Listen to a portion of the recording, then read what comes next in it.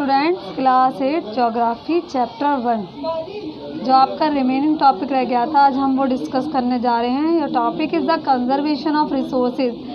Conservation of resources का मतलब है कि हम रिसोर्सेज को कैसे बचा सकते हैं अपने फ्यूचर के लिए। देखिए, early human use the gift of nature to satisfy their needs which were very simple. जो अर्ली ह्यूमन थे वो नेचर के ज़रिए दिए गए जो भी गिफ्ट्स है उनको इस्तेमाल करते थे अपनी ज़रूरतों को पूरा करने में, जो बहुत सिंपल था। एक गिफ्ट ऑफ नेचर का मतलब क्या है, यानी कि नेचर में जो भी चीज़ें हैं मौजूद उनका इस्तेमाल हम किस लिए करते हैं। प्लांट्स ले लीजिए, किस लिए पौधों का इस्तेमाल हम अपनी ज़रूरतों को पूरा करने के लिए करते हैं या नहीं करते हैं। तो नेचर में जो भी चीज़ें नेचर ने हमें दी है वो एक गिफ्ट है जिसका इस्तेमाल हम और आप अपनी ज़रूरतों को पूरा करने में करते हैं।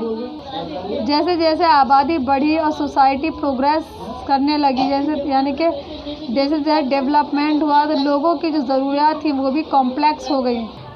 तो जैसे जैसे पॉपुलेशन बढ़ती है और सोसाइटी में डेवलपमेंट और तरक्की होती है, उस हिसाब से इंसान की जो ज़रूरतें हैं वो भी कॉम्प्लेक्स हो जाती हैं। The natural resources now came to be used on a much larger scale, और फिर उनको एक बड़े पैमाने पर यूज़ किया जाने लगता है।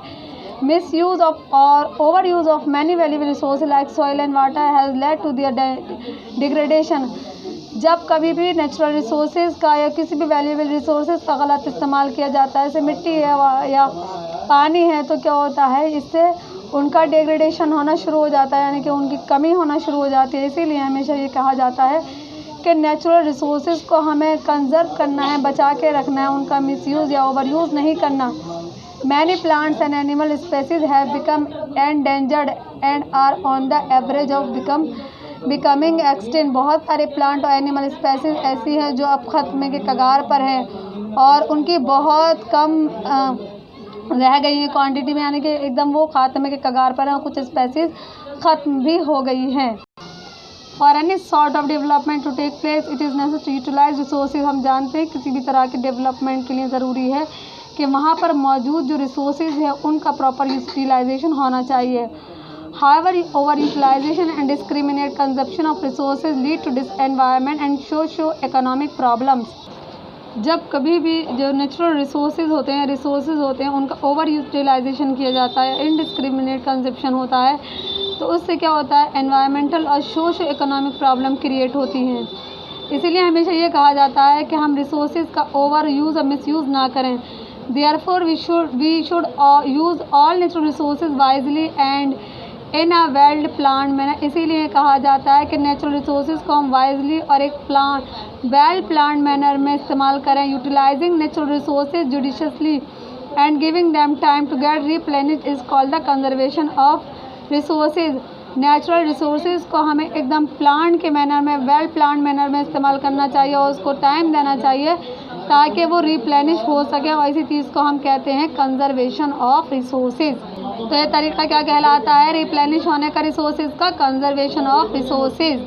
अगर हम आज रिसोर्सेज को नहीं बचाएंगे तो कल हम हमारे फ्यूचर में बहुत परेशान हो जाएंगे और हमारे पास कुछ नहीं बचेगा।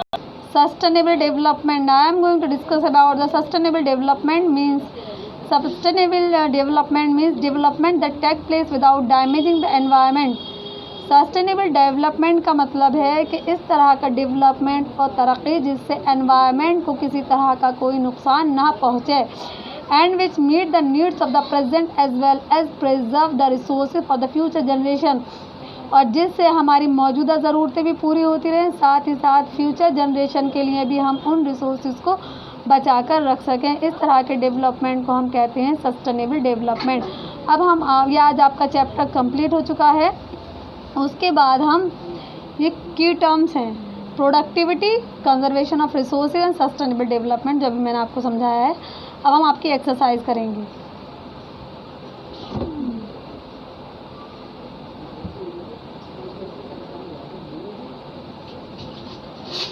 देखिए, ए आपका choose the correct answer and fill in the blanks. Water is a, water क्या है, जो सही ऑप्शन है उसको टिक करके फिल इन द ब्लैंक्स में भरना है।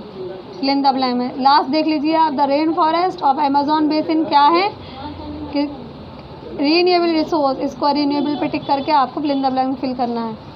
नेक्स्ट है आपका स्टेट वेदर ट्रू और फॉल्स, सही है या गलत। आपको फॉल्स स्टेटमेंट को सही नहीं करना, ध्यान से सुनिएगा, सिर्फ और सिर्फ ट्रू और फॉल्स करने हैं। नेचर डायरेक्टली और indirectly take care of our requirement, it is true और फॉल्स, इट इज़ ट्रू। ठीक है, ट्रू और फॉल्स करना है, पिक क्लिक करके आपको भेज दी जाएंगी। एक्सरसाइज आपको अपनी बुक पर करनी है।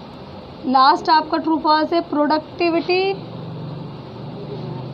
Does not depend on the political stability of the nation.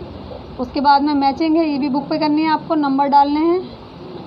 उसके बाद है फिल इन द ब्लैंक्स, इसकी भी पिक आपको क्लिक करके सेंड कर देंगे हम आपको। और अब आते हैं आपके ये क्वेश्चन आंसर हैं, जिनके आंसर आपको 10 से 20 शब्दों में लिखने हैं। पहला है what you understand by the term resource. Resource से क्या समझते हो आप, रिसोर्स का मतलब क्या है, क्या समझते हो आप इस टर्म रिसोर्स से।